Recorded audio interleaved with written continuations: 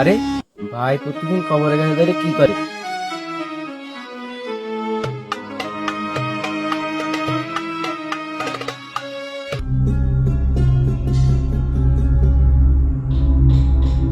আরে ভাই প্রত্যেকদিন দেখি এই কবরের এই জায়গায় এসে দাঁড়িয়ে থাকে, বিষয়টা একটু জানতে হবে তো।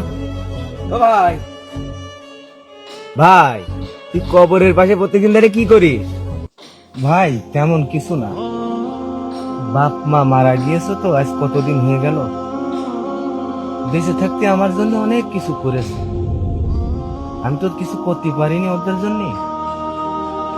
তাই এখন শুধু হাই হুতো শুয়ে বাপ মার কবরের পাশে এসে একটু ওই কান্নাকাটি করি, এছাড়া আর কিছু না ভাই। কেন ভাই কান্নাকাটি করিস কেন? ভাই জুম্মার দিন মসজিদে গিয়েলাম, তো ইমাম সাহেব বলছিল যে বাপ মা দুনিয়ার থেকে বিদায় হয়ে যাওয়ার পরে যদি তার কোনো সন্তান তার কবরের পাশে যে দুহাত তুলে আল্লাহর কাছে ফরিয়াদ জানায়, তাহলে তাদের কবর আজাব থাকি মাফ করে দেয়। আর সন্তানের দোয়া আল্লাহ খুব তাড়াতাড়ি কবুল করে। এই জন্যই ভাই এসে এখন তো আর তাদেরকে দেওয়ার কোনো ক্ষমতা নেই, আর দিতেও ইচ্ছা হলেও দিতে পারবো না।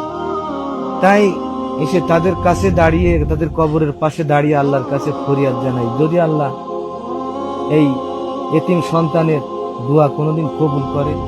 ওই আশায় প্রত্যেক দিন এসে একবার করে তাদের কবরের পাশে দোয়া করে দেয়।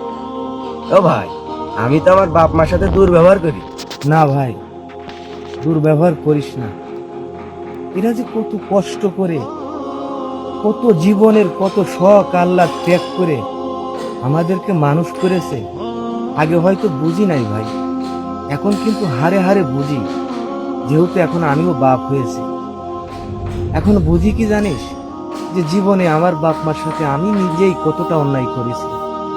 জানি না আমার আল্লাহ আমাকে ক্ষমা করবে কিনা, তারপরও আমার আল্লাহ দয়াশীল, ক্ষমা করলে করতেও পারে। তা ভাই, বাপ মার সাথে দুর্ব্যবহার করিস না। বাপ মা যদি একবার তোর উপর অসন্তুষ্ট হয় না, তোর জিন্দিগিটাই অকারণ হয়ে যাবে। ভাই তোর কথা শুনে আমার এই বুকটার মধ্যে কেঁপে উঠলো ভাই। ভাই ওদের কাছে এইটুকু, তোরা এখন যুবক, বাপ মা বেঁচে থাকতে তাদের যত্ন নিস। আমি হতভাগ্য সন্তান, আমি পারি নাই তাদের যত্ন নিতে, তাই তার কবরের পাশে এসে কান্নাকাটি করি। ভাই একটু চেষ্টা করিস তাদের মুখে হাসি ফোটাতে, এইটুকুই বলতে পারি, এছাড়া আর কিছু না। ভালো থাকিস। ভাই আপনাদের যাদের মা বাবা বেঁচে আছে